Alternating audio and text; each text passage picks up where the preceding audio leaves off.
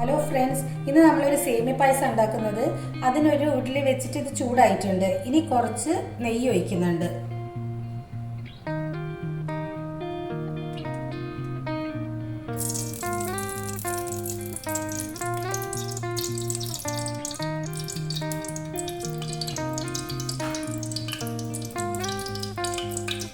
ഇതിൻ്റെ അകത്തേക്ക് സേമിയ ഇടുക.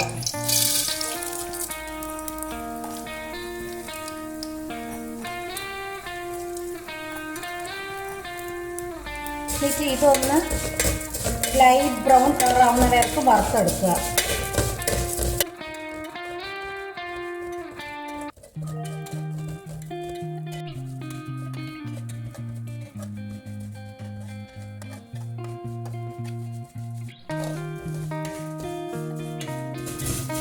ഇതിങ്ങനെ മതി.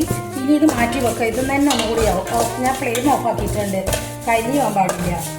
ഇനി ഇതൊന്ന് പാത്രത്തിലേക്ക് മാറ്റി വെക്കുക. ഇതിൻ്റെ അകത്തേക്ക് കുറച്ച് വെള്ളം ഒഴിക്കുക. ഇത് പഞ്ചസാര പാനിയാക്കാൻ വേണ്ടിയിട്ടാണ്. പഞ്ചസാര ഇടുക. നിങ്ങൾ നോക്കിയിട്ട് നിങ്ങൾ ആവശ്യപ്രകാരം ഇട്ടാൽ മതി. ആവശ്യത്തിനനുസരിച്ച് ഇട്ടാൽ മതി. അത്രയും കുറച്ച് സേമിയുണ്ട്. അപ്പോൾ അതിനാണ് കണക്കായിട്ട് ഞാനുള്ളത്.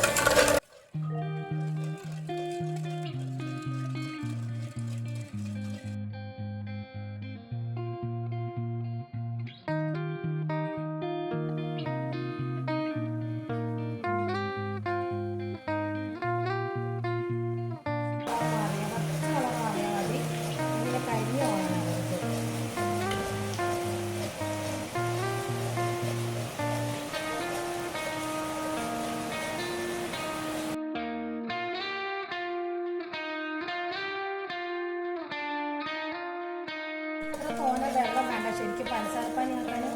പക്ഷെ ഞാനത് ഓർക്കാണ്ട് ഞാൻ ഇതുകൂടെ വെള്ളം കുഴിച്ചു പോയത്. അതാ ഇത്രയും നേരം തോന്നെ വെള്ളം മതിയായിരുന്നു.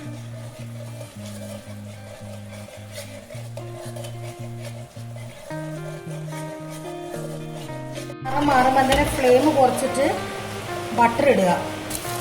ഞാൻ ഇത്രയും ബട്ടർ ഇടുന്നുണ്ട്. നല്ലോണം ഇളക്കുക. ഫ്ലെയിം നല്ലോണം കുറയ്ക്കണം.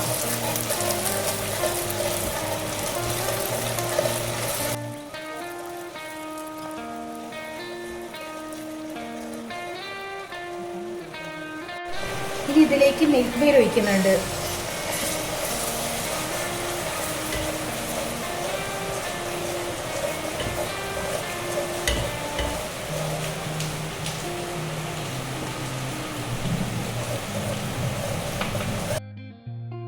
ഇളക്കുക.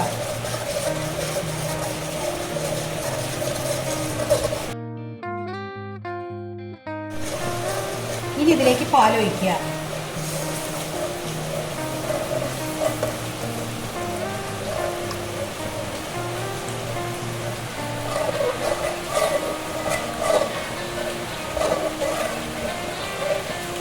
പാല് വയ്ക്കുന്നുണ്ട്. ഇത് നല്ലോണം തിളച്ചോട്ടെ. നല്ലോണം ഇളക്കിക്കൊണ്ടിരിക്കുക. ഫ്ലെയിം കുറച്ച് കൂട്ടാം. നേരത്തെ കുറച്ച് വെച്ചാണോ.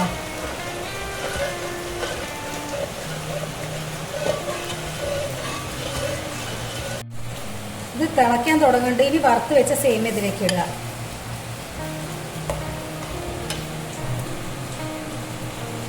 സേമിയ ഒന്ന് വേവട്ടെ.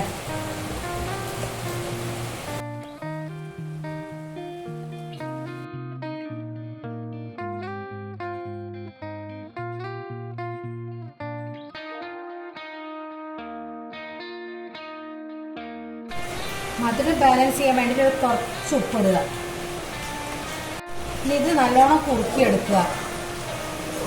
പാല് നോക്കിയിട്ട് വേണമെങ്കിൽ കുറച്ചുകൂടി വേണമെങ്കിൽ ചേർക്കുക. ഈ സേമിയ എത്ര വെച്ചിട്ട് അതിനനുസരിച്ചിട്ട് ഒരിടത്ത് പാലെടുക്കുക.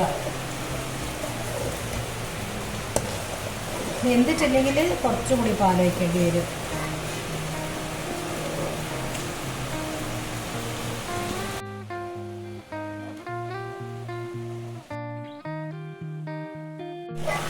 ഇനി ഇത് കുറുകിയിട്ടുണ്ട്. ഇനി കുറച്ച് ഏലക്കപ്പൊടി ഇടുക.